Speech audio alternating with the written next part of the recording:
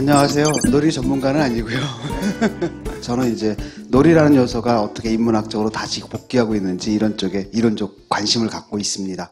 제목은 다시 읽는 호모 루덴스라고 정했는데 또는 호모 사피엔스에서 호모 루덴스로 이렇게 부제를 정할 수도 있겠죠. 요한 하이징어와 호모 루덴스. 다시 읽는 호모 루덴스라고 정한 이유는 요한 하이징어의 그 호모 루덴스라는 책이 있는데, 하이징어가 호모 루덴스라는 책에서 왜 놀이 문화가 사라졌을까 한탄을 하거든요. 그래서 놀이 문화가 복귀했으면 좋겠다라는 바람을 표명했는데, 우리는 삶 자체가 놀이였었는데 그러다 갑자기 놀이가 사라졌다가 최근에 다시 복귀하는 그런 맥락들을 역사적으로 한번 잡아보도록 하겠습니다. 페터 브류히엘이라는 화가가 그린 작품이고요. 보시게 되면 당시에 그 네덜란드의 놀이들입니다. 보면은 뭐 굴렁쇠도 있고 뭐 말뚝박기부터 술래잡기, 뭐 어렸을 때 저희들이 했던 그 모든 놀이들이 여기 다 망라되어 있었습니다. 사실 요즘 애들은 어떤가요? 뭐 하고 노나요? 놀질 못하죠. 그나마 할 수 있는 게 게임인데 그것도 부모들이 못하게 만들잖아요 지금. 어떻게 그렇게 사라졌을까? 옛날에는 애 어른 할 거 없듯이 다 놀았거든요. 보세요. 지금은 결혼식 가면 그냥 축의금만 전해주고 오지만 옛날에는 아주 술 먹고 춤추고 노래하고 같이 이렇게 열심히 놀았습니다. 그 다음에 당시에는 이제 노동 자체도 놀이였죠. 예를 들어서 우리나라 옛날 조상들이 모내기 하던 장면을 생각해 보세요. 한 사람이 선창하면 받고 먹이고 받고 슬슬 춤춰가면서 이렇게 놀이를 했단 말이죠. 그 문화들이 지금 다 사라진 겁니다. 그래서 요한 하이징어가 호모 루덴스라는 책을 썼죠. 여기서 이제 바로 그의 어떤 얘기를 하냐면은, 자기가 오랫동안 생각을 해봤는데 인류의 문명 자체가 여기 보면 unfolds in and as play라고 나오죠. 놀이 속에서 발생하고요. 그다음 놀이로서 발생했다. 이렇게 얘기를 합니다. 놀이라는 건 문명의 한 부분이 아니라 문명 자체가 놀이였다라는 것. 이 얘기는 이제 어떻게 풀까 생각을 해봤는데요. 일단 매직 서클의 개념으로 푸는 게 좋을 것 같아요. 원래 매직 서클이라는 건 마술사가 마술을 부리게 되면 그 시간과 공간은 일상의 시간과 공간하고 좀 다른 곳이 되잖아요. 거기 일상의 물리적 법칙이 적용되지 않는, 그게 이제 매직 서클입니다. 그러니까 놀이의 공간이고 유희의 공간이고 판타지의 공간이고 어떻게 보면 마술적인 공간이고, 중세 르네상 때까지만 해도 사실 현실하고 매직 서클이 중첩돼 있었어요. 사람들의 의식 속에서. 왜냐하면 문명 자체가 놀이였잖아요. 그럼 왜 사람들이 이렇게 놀 줄 모르게 됐는가? 이걸 이제 이 사람이 추적을 합니다. 근데 제가 이제 가설을 세웠는데 몇 가지가 있는데, 일단은 누구냐면 막스 베버라는 사람이 뭐라 하냐면, 우리 문명의 운명은 뭘로 결정되냐면 합리화, 지성화, 그리고 무엇보다도 세계의 탈마술화라 그래요. 옛날에 사람들은 산에 딱 들어가면 뭔가가 있었죠. 또 신령한 기운을 느꼈죠. 근데 요즘은 제가 강촌에 딱 갔더니 간판을 해놨더라고요. 숲의 효용 이러는 다음에 딱 잘라가지고 목재 생산 효과 얼마, 산소 생산 효과 얼마, 관광 효과 얼마. 이게 우리 사고방식이에요. 옛날에는 딱 숲은 아주 순수한 공간이고 신만이들도 그래가지고 절하고 항상 그렇죠, 정결하게 가꾸고 이렇게 들어갔던 공간이잖아요. 그게 이제 탈마술화입니다. 그런 게 없어지는 거예요. 그냥 숲은 숲이야. 그게 바로 그걸 우리가 뭐라 하냐면 합리화라고 하고요. 또는 지성화라고 하는 거죠. 사람들이 이제 똑똑해진 겁니다. 그러다 보니까 놀이가 있으려면 이게 환상적인 공간이잖아요. 매직 서클. 그걸 없애버리는 거예요. 그래서 아주 현실이 있는 걸 한겨울만 보는 거죠. 문명화 과정이 또 있었어요. 문명화 과정 속에서 사람들이 문명화되는 과정 속에서 놀이하는 것을 잃어버리게 된 겁니다. 무슨 얘기냐면은, 문명화 과정을 통해서 중세 전사적 인간형이 호모 사피엔스로 변해간다는 거예요. 그러니까 옛날에는 중세 때만 해도 남자들 이상형이 그냥 단순 과격 무식한 형이 사회적 이상형이에요. 왜냐하면 권력 투쟁이 다 그걸로 이루어졌거든요. 개인적 갈등은 결투고 집단적 갈등은 그냥 전쟁이에요. 그런데 그러던 사람들이 중앙집권화가 됩니다. 그래서 자기 군사력을 다 국가에 반납하고 국가에서 군대를 관리하게 되는 거죠. 그런 다음에 사적 결투도 막아요. 이제 모든 걸 법원에서 해결을 하게 돼요. 그러니까 권력이 중앙에 딱 집권됩니다. 그 옛날 영주들은 다 어디로 들어와요? 궁정에 들어서 가신이 돼요. 근데 궁정의 권력 투쟁은 논리가 다릅니다. 여기선 단순 무식 과격한 애들은 그냥 도태돼요. 여기는 음모, 계략이거든요. 늘 생각해야 됩니다. 내가 이러면 쟤는 이러겠지. 그럼 난 이럴 거야. 그럼 저는 이럴 거야. 그러면 나는 이런 목적을 얻을 수 있어. 이걸 깨요. 그 다음에 자기 속마음을 들키면 안 됩니다. 그러니까 감춰야 돼요. 반면에 남의 속마음을 읽어내야 됩니다. 그래서 인성의 내성화가 일어나는 거예요. 그러니까 옛날에는 명예감에 충실해가지고 아주 즉흥적으로 희노애락의 감정을 발휘하고 즉흥적으로 자기 분노를 발산하고 이랬던 사람들이 여기 딱 들어가게 되면 뭐가 되는 거예요? 완전히 합리적인 인간이 됩니다. 그래서 그것의 철학적 표현이 데카르트예요, 사실은. 그렇기 때문에 합리주의는 데카르트가 발명한 게 아니라 문명화 과정 속에서 인간의 의식이 이렇게 변했고 그게 철학적으로 나타난 게 데카르트적 인간이다. 그게 바로 코기토 에르고 숨. 나는 생각한다, 고로 존재한다. 인간이 고로 뭐예요? 생각, 이성. 그렇게 동일치가 돼버리는 거죠. 그래서 인간이 이제 호모 사피엔스로 변해갔던 거죠. 놀 줄 모르는. 또 하나는 뭐냐, 막스 베버라는 사람이 얘기했는데 이 사람이 인간을 갖다 직업인이라 그러거든요. 이 사람이 이제 프로테스탄트와 기독교 윤리에서 무슨 얘기를 하냐면 독일을 보니까 일반적으로 개신교 신자들은 잘 사는데 카톨릭 신자들이 못 살아요. 그 차이가 뭐냐를 이제 고민하는 겁니다. 그러다 이 사람이 깨달은 게 뭐냐, 개신교는 다른 윤리를 갖고 있다. 근데 그 개신교 윤리가 자본주의 발전에 굉장히 적합하다라는 거예요. 왜 그랬느냐? 내가 하는 이 직업 자체가 수도라는 거예요. 하나님이 나한테 주신 일이다. 그러니까 내가 이 일을 잘하면 구원을 받는다라는 겁니다. 그래서 그게 이제 이른바 직업 소명설이에요. 그러니까 여기서 내가 신의 일을 하는데 여기서 이걸로 내가 무슨 향락을 즐기거나 이래서는 되는 게 아니죠. 그 다음에 이 일을 해야 될 시간에 딴 걸 하면 됩니까? 안 됩니까? 안 됩니다. 신의 의무를 게을리하는 거예요. 그러니까 오로지 일만 하는 인간이 됩니다. 그러니까 그 시간에 놀면 죄악입니다. 이렇게 돼버리는 거예요. 그게 바로 직업인이고 오늘날 그게 이제 극단화된 게 오늘날 우리나라와 일본에만 있는 이른바 회사인이죠. 호모 에코노미쿠스의 등장. 그래서 얼버트 허슈만이 이제 바로 그 얘기를 합니다. 인간이 왜 그렇게 변해갔는가. 그래서 원래 데카르트는 이성적인 존재가 위해서는 정념을 극복해야 된다고 했어요. 정념을 억제해야 된다. 감정을. 그 다음에 상상력을 버려라. 왜? 상상력은 이 판타지를 만드는 능력인데 중세 사람들만 해도 환상하고 현실을 잘 구별하지 못했거든요. 그러니까 예컨대 유니콘이 있다라고 믿었고 그러면 안 된다는 겁니다. 그래서 상상력이라는 것은 존재하지 않는 것을 마치 존재하는 것처럼 표상하는 능력이기 때문에 이성적 사유가 해롭다. 그래서 이성적 존재가 되려면서 상상력을 버려라 이렇게 얘기를 해요. 감정을 억제하라. 그다음에 감각을 믿지 마라. 왜? 젓가락을 물속에 넣으면 어떻게 보입니까? 휘어 보이죠? 감각은 거짓말한다는 거예요. 하지만 우리는 그 휘어지지 않았다는 걸 알죠. 그럼 누가 말하는 거예요? 그건 이성이 말하는 거다. 이런 논리였거든요. 그래서 이 사람은 데카르트 같은 경우에는 이성으로 감각을 억제할 수 있다고 믿었는데 영국의 경험자들은 프랙티컬한 사람들이거든요. 그러니까 불가능하다는 걸 알았어요. 왜? 인간은 합리적 동물이 아니라 합리화하는 동물이잖아요. 인간의 주인은 밑에 있다. 절대로 정념을 이성이 이길 수가 없다는 겁니다. 그럼 정념을 극복하려면 어떻게 해야 되느냐? EEJ 전술입니다. 정념은 오로지 다른 정념을 극복할 수 있다. 그렇게 바꿔놓은 정념이 바로 뭐냐? 물질적 소유욕입니다.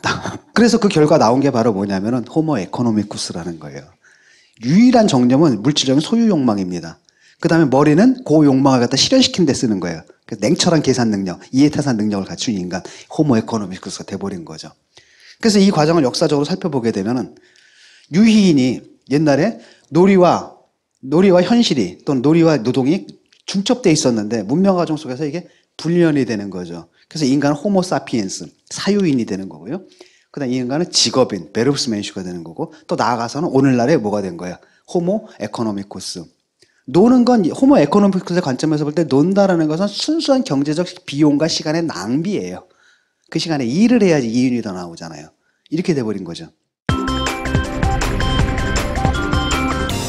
사라진 매직 서클. 일상과 놀이가 이제 분리가 됐어요. 그래서 놀이가 주변화됩니다. 직업인이잖아요. 어른들은 일해야 됩니다. 그 다음에 애들만 놀리는 거거든요. 놀이가 이제 애들한테 가요. 근데 그것도 어느 정도냐면 그냥 놀리지를 못해요 또. 애들이 노는데도 다 사회적으로 효용이 있어야 돼요. 그게 교육적 효과가 있대느니 어때느니. 그러니까 말도 안 되는 거죠. 놀이는 왜 놉니까? 그냥 재미있어서 노는 거거든요. 그러면 안 되나? 꼭 거기서 뭔가 효용성이 있어야 이렇게 되는 거예요. 애들마저도. 그 다음에 놀이를 향한 열정이 소멸되는 겁니다. 왜? 놀고 싶은 마음이 생기는 거 않아요. 가장 재미있는 건 돈 버는 거거든요. 주말이에요. 황금 연휴예요. 놀러 가기로 했어요. 회사에서 특근 나오랍니다. 그 다음에 일당의 3배를 주겠다는 거예요. 여러분 결정은 뭐예요? 분명하죠? 이렇게 변해버린 겁니다. 그 다음에 노래를 위한 상상력 공간이 붕괴가 된 겁니다. 왜? 이 매직 서클은 상상 속에만 존재하는 거잖아요. 근데 판타지를 배제하라 그랬잖아요. 그러다 보니까 아예 그 놀이가 성립할 수 심리적 전제 조건까지도 무너져 버린 겁니다. 이러면서 놀이라는 게 완전히 사라져 버리거나 아니면 주변으로 우리 삶의 주변으로 밀려나게 되는 겁니다. 카메라를 든 사나이.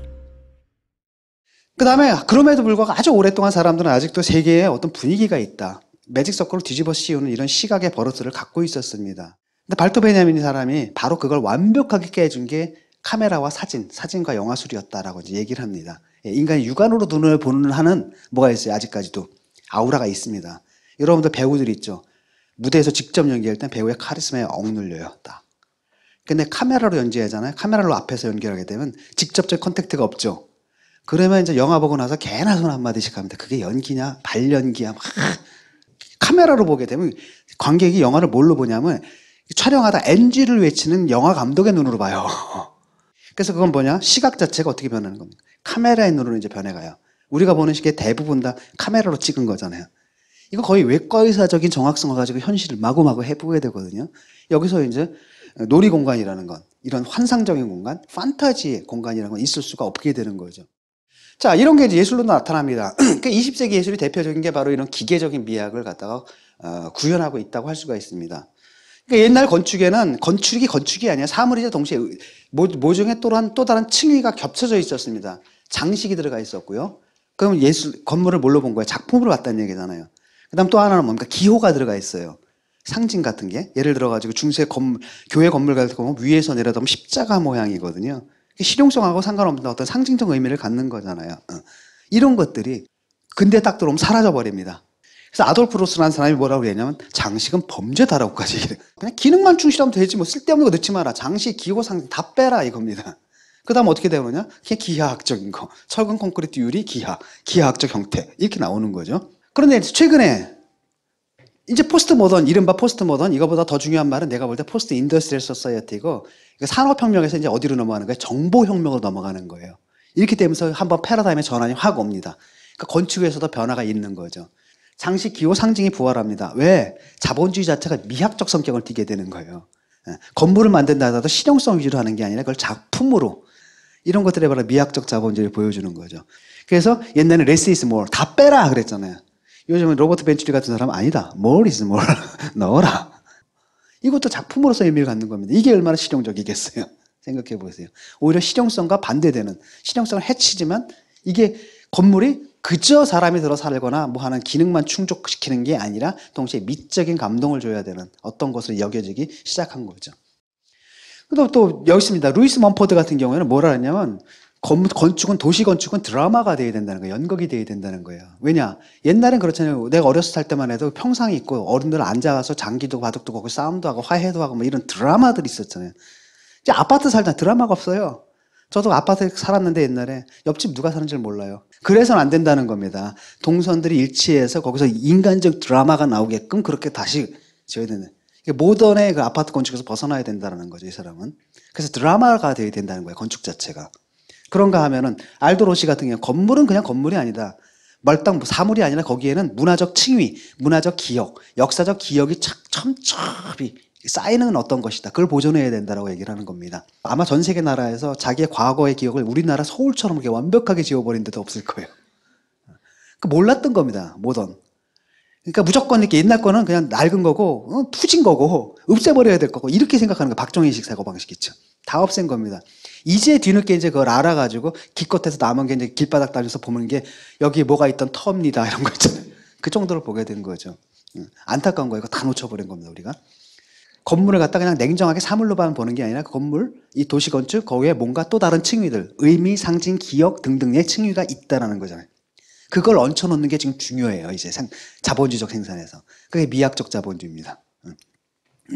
옛날에 감동은 누가 줬습니까? 예술가들이 줬잖아요. 이제 제품으로 감동을 줘야 되는 상황이 온 거예요.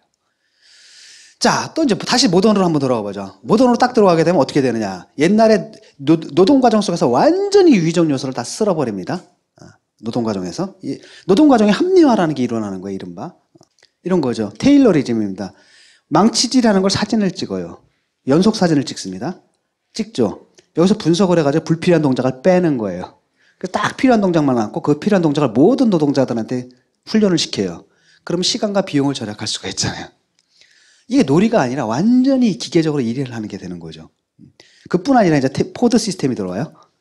옛날에 대장장이가 뭐 호미를 만들 때도 전체 과정을 자기가 다 만들기 때문에 성취감 같은 걸 느낄 수 있잖아요. 이제 딱 부분만 합니다. 그러니까 인간의 기계화가 이제 일어나는 거죠. 그 대표적인 표상이 바로 뭐예요? 모던 타임스에 나온 찰리 채플린이죠. 하루 종일 이것만 하잖아요. 그렇죠? 이렇게 돼버리는 겁니다. 여기 유희의 요소는 없는 겁니다. 유희의 요소가 들어가면 비효율적인 거예요. 자본주의의 변화와 놀이. 자본주의가 미적 자본주의로 변했고, 근데 그러다가 이제 포스트 모던에 들어오잖아요. 절화됐는데, 이제 정보화 혁명 시대가 되면은 자본주의 성격 자체가 뭘로 변하냐면 노동이 이제 슬슬 유희로 변해갑니다. 놀이로 변해가요. 그걸 우리는 뭐라 하느냐? 루도 캐피탈리즘, 유희 자본주의라고 얘기를 합니다. 그거 왜 그러느냐? 간단해요. 산업 노동자들은 여가와 노동이 딱 분리가 됐습니다. 공간적, 시간적으로 분리되어 있어요. 노동은 공장 안에서 하는 거고 여가는 공장 밖에서 하는 거예요. 근데 노동은 작업 시간 안에 하는 거고 그다음에 여가는 뭡니까? 퇴근 후에 하는 거잖아요. 그런데 재밌는 거면 정보화사에서는 노동과 여가 시간이 이렇게 분리가 되지 않습니다. 왜냐?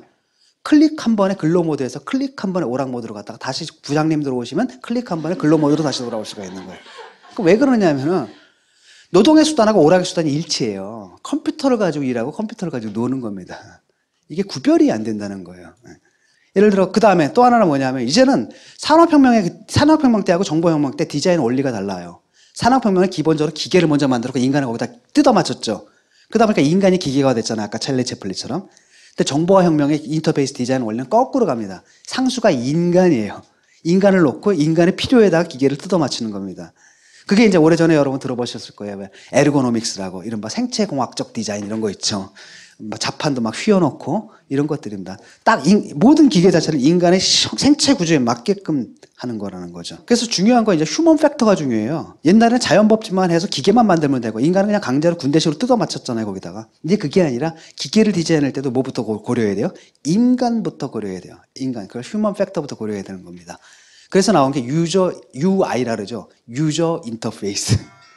쉽게 말하면 중요한 것은 인터페이스의 핵심적인 고려가 바로 뭡니까? 유저를 고려한다는 거예요. 유저 인터페이스가 되는 거죠. 그래서 이제 보게 되면 UI에서 이제 UX로 넘어가는 겁니다. 처음에 UI였는데 이제는 그러다 보니까 유저한테 편하다 이런 개념이 아니에요. 인터페이스가. 유저한테 뭘 줘야 돼요? 익스피리언스를 줘야 된다는 겁니다. 경험을 줘야 된다는 거예요. 미학적 경험들. 근데 사실 경험이 바로 그걸 누가 준 겁니까? 옛날에는?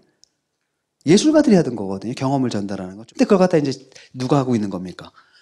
기업에서 하고 있다는 거죠. 생산부품 만들 때. 이게 이제 미학적 자본주의이기도 하고 이제 유희 자본주의적 형향으로 슬슬 변해갑니다. 여기까지만 해도 아직 유희 자본주의예요. 근데 이 UX라는 게 유저 엑스피리언스 체험이잖아요. 유저 체험이잖아요. 사용자 체험이잖아요. 근데 그게 재미까지 있어야 돼요. 그럼 이제 그게 바로 뭐야? 유희 자본주의로 넘어가게 되는 겁니다. 그래서 이제 뭐가 돼요? 플레이어 익스피리언스. 쉽게 말하면 유희자 경험을 줘야 되는 겁니다. 내가 이걸 가지고 일을 하는데 그게 동시에 재미까지 있어야 돼요. 그러니까 UI였다가 UX였다가 이제 플레이어 익스피리언스로 넘어가게 된다는 겁니다. 이렇게 되니까 중요한 게 바로 뭐예요? 놀 줄 아는 사람이 굉장히 중요한 거예요. 놀이를 이해할 줄 아는 사람이 생산해서 이걸.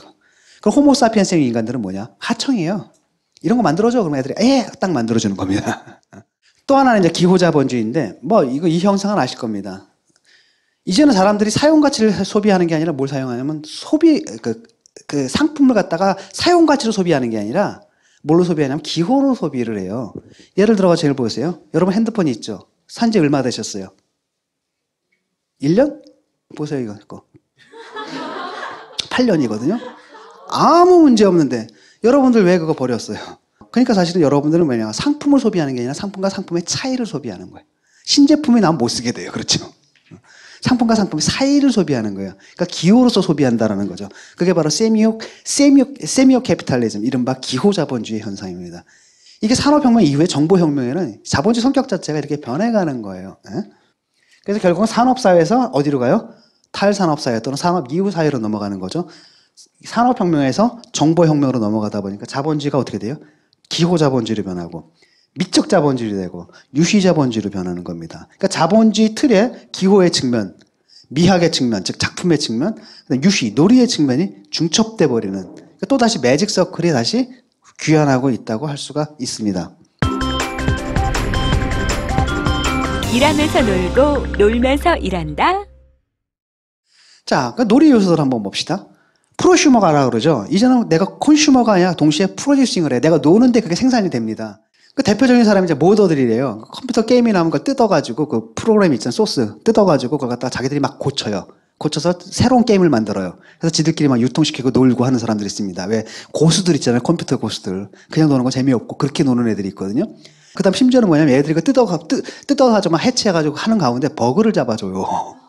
그러니까 이거 우리가 돈 들여가지고 비용 들여가지고 시간 들여서 잡아야 될 버거를 얘들이 잡아주니까 얼마나 좋아요.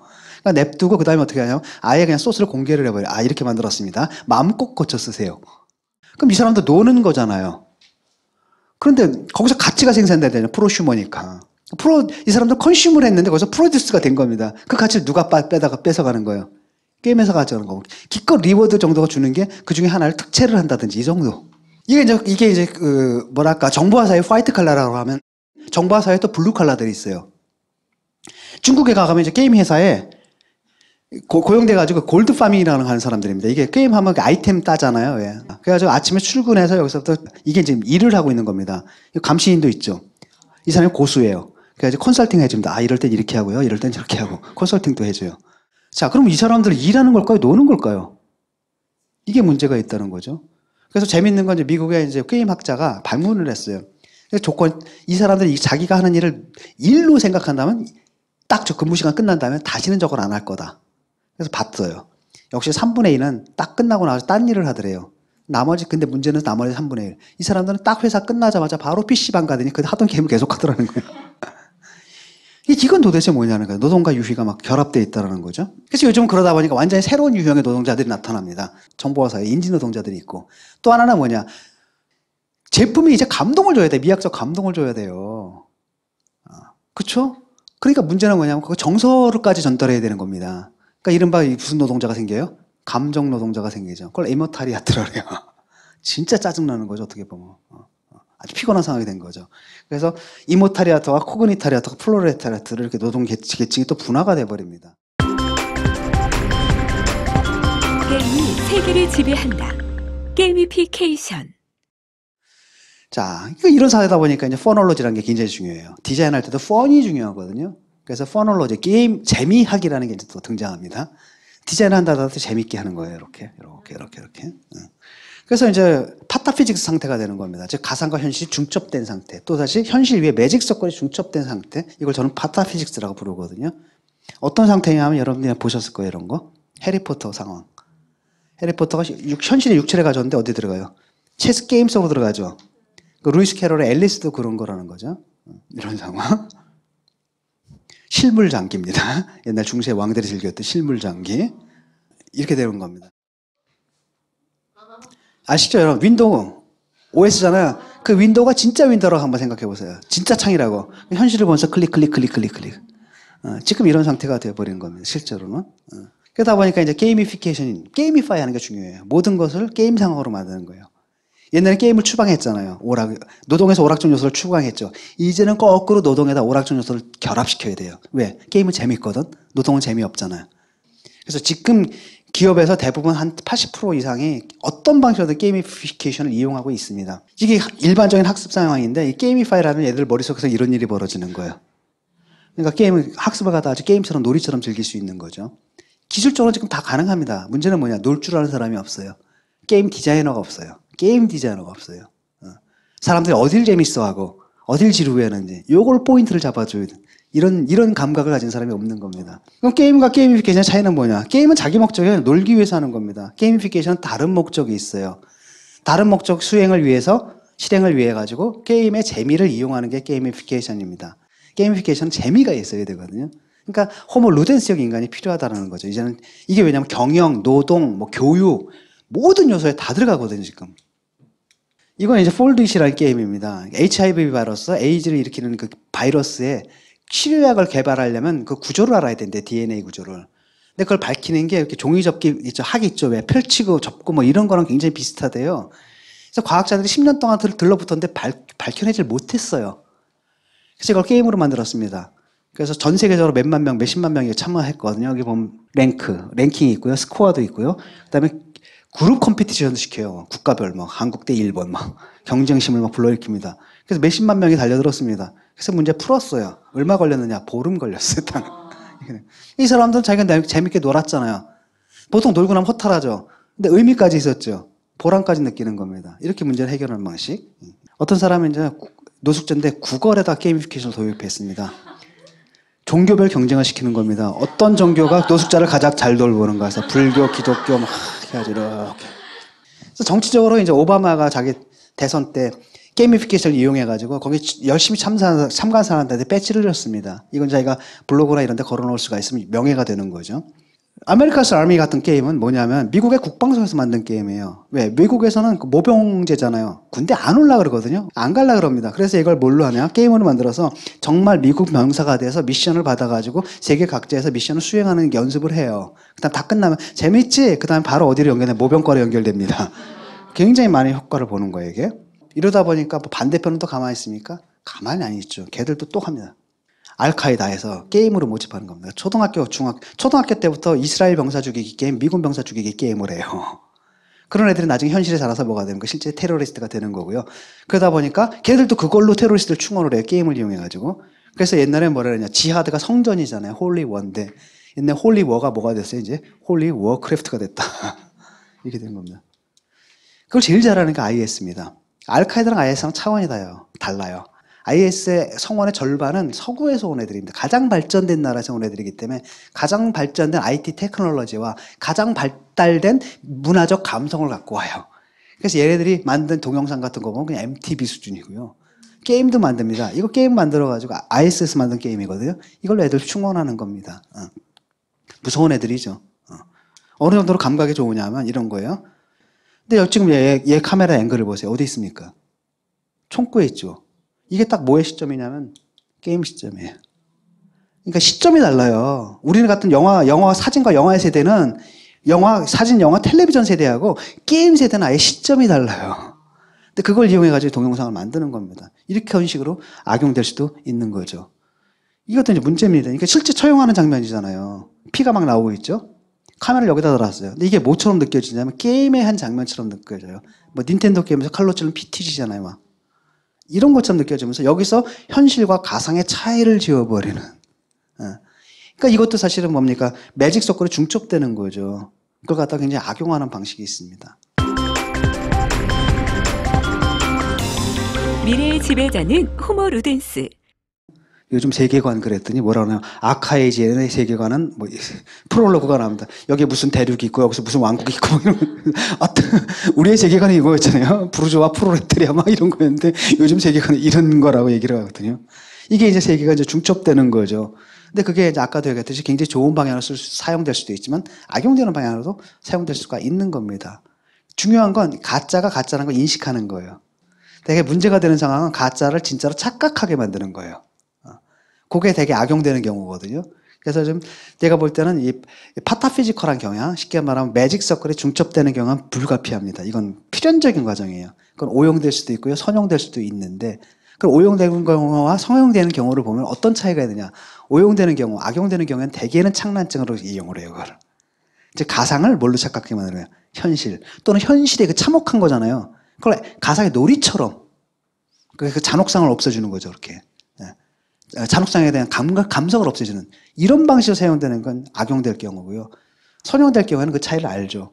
진짜처럼 돼야지만 어떤 의식이 있어요. 이거는 가짜다는 의식이 있는 그런 상태. 그게 이제 제가 말하는 파타피지컬한 상태라고 할 수가 있습니다. 보세요. 이러다 보니까 결국 이제 그 옛날에 호모 사피엔스형 인간이 이제 뭐가 되는 겁니까? 뭘로 변해요? 호모 루덴스형 인간이 되고 호모 사피엔스형 인간은 앞으로도 계속 필요할 겁니다. 다만 주도적 역할을 못하는 거예요. 누구 밑에서 일하는 겁니까? 호모 루덴스 밑에서 일하게 된다는 거죠. 만들어봐. 예, 만들어다 주는. 예, 감사합니다.